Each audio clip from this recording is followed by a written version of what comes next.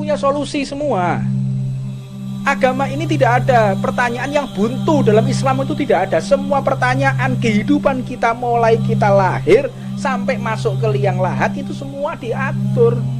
Bagaimana cara kita masuk ke masjid, bagaimana kita masuk ke toilet, mohon maaf, sampai bagaimana cara membersihkan tempat keluarnya kotoran itu diajarkan oleh Rasulullah. Dengan jari yang mana, gerakannya bagaimana supaya bersih, tidak ada sisa kotoran di pantat kita, itu diajarkan oleh Rasulullah. Komplit agama ini. Agama ini bukan agama sembarangan yang tidak ada solusi, yang kita kadang-kadang berstatement sesuai dengan hawa nafsu. Kita harus melaksanakan tabligh akbar, jangan mau dibohongi. Ini gerakan komunis, ini gerakan para musuh Allah, ini gerakan liberal sehingga mengosongkan masjid. Loh, itu sunahnya seperti itu. Namun kita memiliki kekecewaan. Ya, apa sebab kita para kiai, para ulama, para habaib diminta untuk umat ini tidak berkumpul pengajian. Tapi ya mohon dong pemerintah juga menertibkan mal-mal yang masih buka, tempat-tempat pasar yang masih buka, tempat-tempat perdagangan, tempat-tempat nongkrong, kafe dan lain sebagainya. Ya mohon ya ditertibkan. Jangan cuma dikasih jam. Kalau dihitung perkumpulan kita di masjid dengan lamanya mereka nongkrong, justru lebih lama mereka kok nongkrongnya. Sholat Jumat itu berapa lama sih? Sebentar dibandingkan mereka pegang HP nongkrong rame-rame, lebih lama mana? Apalagi kalau ada wifi-nya tambah lama lagi. Apalagi pasangan muda-mudi lebih lama lagi. Apalagi tempat-tempat yang menyediakan baju baru dan lain sebagainya, mereka lebih berjubal di situ. Jadi kalau kita para ulama, para kiai, para habaib diminta untuk mengatur para santri, para umat untuk sholat di masjid, itu ditinggalkan sementara demi wabah ini. Kami siap menerima saran pemerintah, namun pemerintah pun harus tertib, menertibkan mal, menertibkan pasar, sehingga tidak ada ketimpangan sosial, sehingga tidak ada ketimpangan pemahaman. Kalau ketimpangan pemahaman seperti ini ya aneh toh. Masjid kita disarankan, terus kenapa mal kok masih dibuka, kafe masih dibuka, tempat nongkrong masih disediakan? Kan aneh. Kemarin kami di Bandung, jalan-jalan ditutup, social distancing, tapi di tempat yang kosong tersebut mobil tidak boleh lewat. Anak muda-mudi memanfaatkan jumlahnya ratusan, mereka kumpul di situ. Ini kan gak masuk akal yang seperti ini. Membuat orang sulit untuk melewati jalan, namun tidak memperhatikan tujuan ini apa sih? Jalan di stop, masjid dikosongkan agar orang tidak berkumpul. Lah memangnya di kafe itu nggak orang kumpul? Memangnya di mall itu nggak orang kumpul?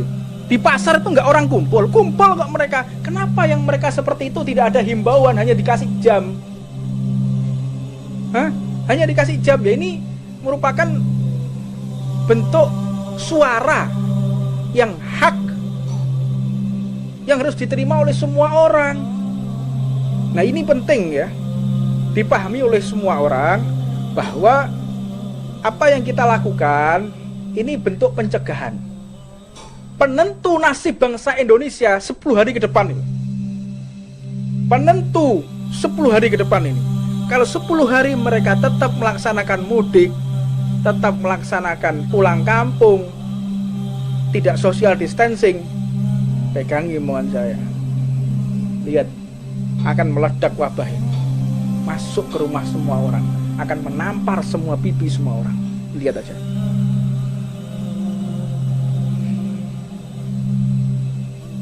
Tolonglah ditertibkan semuanya. Sadar diri. Mereka yang ada di Jakarta, mereka di tempat-tempat yang saat ini melakukan PSBB, mereka kesusahan, sedih, tidak bisa bertemu dengan keluarga. Mereka sedih yang saat ini di PHK, tapi gak bisa pulang. Sedih hanya makan tabungan, gak ada kerjaan. Namun di tempat-tempat tertentu mal masih dibuka, pasar masih dibuka, banyak orang berjubel. Ini kan menyayat hati namanya. Ya memang Yang namanya virus ini makhluknya Allah, ciptaan Allah, tidak bisa menyebar kecuali izin Allah. Memang. Siapa bilang enggak? Iya memang. Ini seleksi alam ya. Ini seleksi alam fi akhir saat. Ini seleksi alam. Mereka orang-orang yang memiliki sesuatu dalam hatinya akan terjadi sesuatu pada diri dan keluarganya. Orang yang bisa menyelamatkan hati, pikiran dan akhlaknya, dia akan selamat sampai berjumpa dengan Rasul Khotimah. Ini seleksi alam. Silahkan pikirkan baik-baik. Nasib bangsa Indonesia 10 hari ke depan. Mereka maksa mudik halal bihalal dengan jumlah yang sangat besar, dengan masyarakat majmuk dari berbagai kota. Ini akan berbahaya karena sifat daripada virus ini akan mutasi genetik. Mutasi genetiknya ini akan berbahaya. Saya nggak akan berpanjang-panjang lah. Saya cuma bisa berdoa kepada Allah. Kami di sini memiliki kewajiban untuk menyampaikan. Taat atau tidak itu terserah Anda. Kami mengucapkan seperti ini dikatakan tidak membela rakyat. Di saat yang lain kami dianggap kontra pemerintah, memusuhi pemerintah. Di keadaan kita seperti itu ya, adu domba.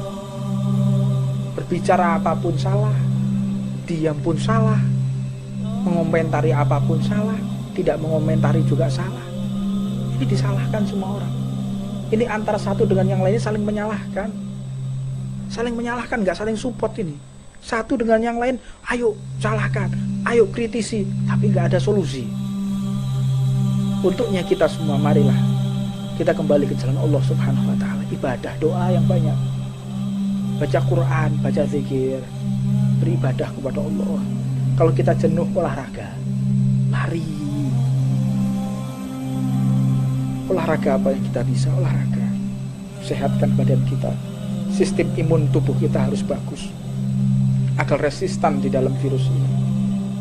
Ini agama-agama yang mengajarkan hifdzun nafas, saya ulangi lagi, mengajarkan keselamatan.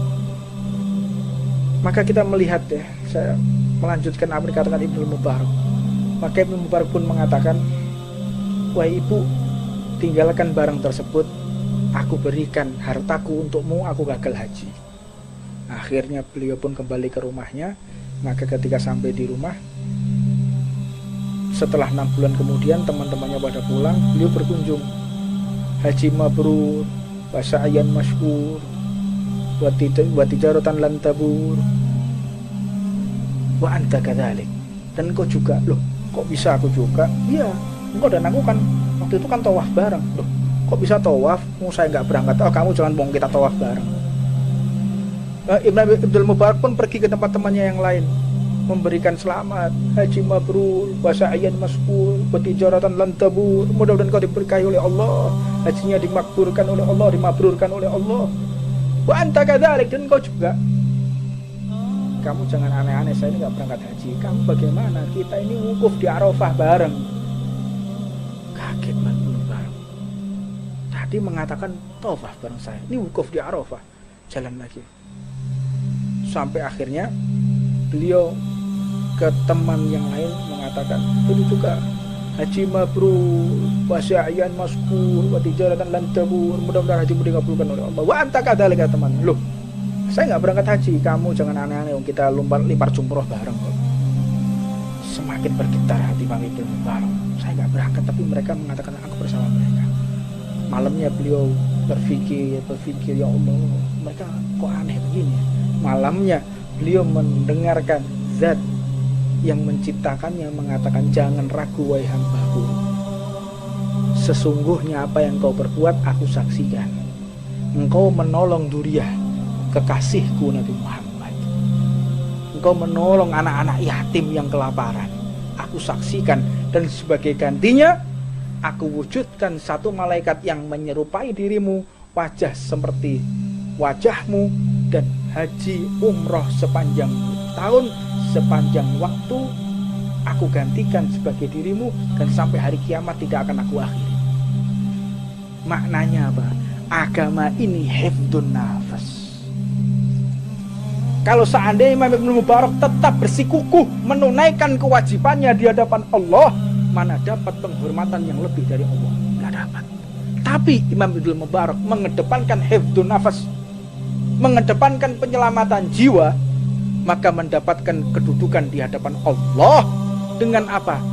Diserupakan malaikat berbentuk Imam Ibnul Mubarak yang haji setiap tahun, umroh setiap saat, dengan wujud jasadnya, wajahnya seperti Imam Ibnul Mubarak, yaitu malaikatnya Allah. Pilih mana kita? Makanya amaliyah agama ini amaliyah hifdzun nafas, penyelamatan jiwa, humanity.